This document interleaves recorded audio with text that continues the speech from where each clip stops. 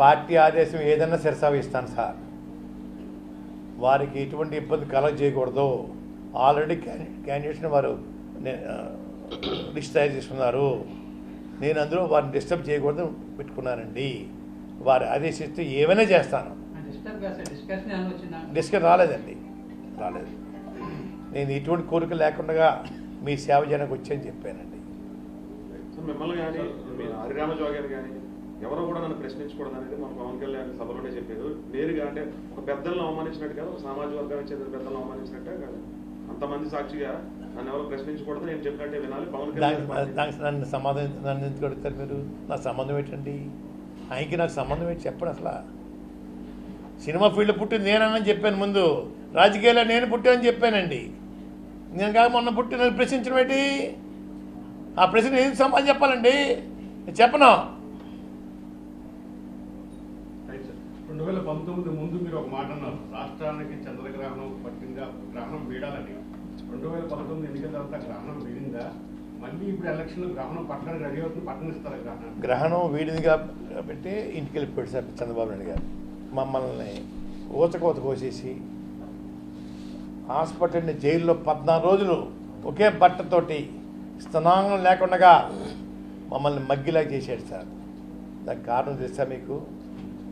కుటుంబంతో ఆత్మహత్య చేసుకునేలాగా ఒక విధంగా ప్రోత్సహించాడు సార్.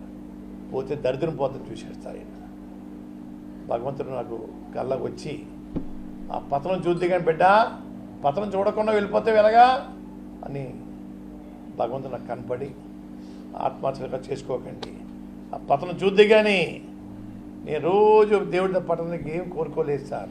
అన్ని పండుగలు ఆపేశాను సార్. మాకు చేసిన అవమానాలకి తగిన శాస్తి జరగాలి,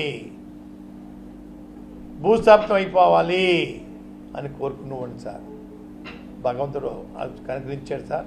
వెంటనే ఏదో చూసి తిరుపతి గుడికి వెళ్ళానండి, చెల్లెం వెంకటస్వామి గుడికి వెళ్ళాను, మా ఊళ్ళో అమ్మవారి గుడికి వెళ్ళాను.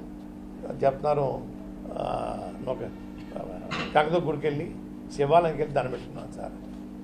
అయ్యా విముక్తి అయిందని చెప్పేసి. ఒక 30 సంవత్సరాలలో ఈ ముఖ్యమంత్రి పీఠం కోసం ఎవరు చూడక్కర్దు సార్, వీరే ఉంటారు సార్. దేశ చరిత్రలో ఎవరు కూడా ఇన్ని రోజులు ముఖ్యమంత్రి చేసిన వాళ్ళు ఎవరు ఉండరు, ఇవి తప్ప అనే చరిత్ర సృష్టించుకుంటారు సార్.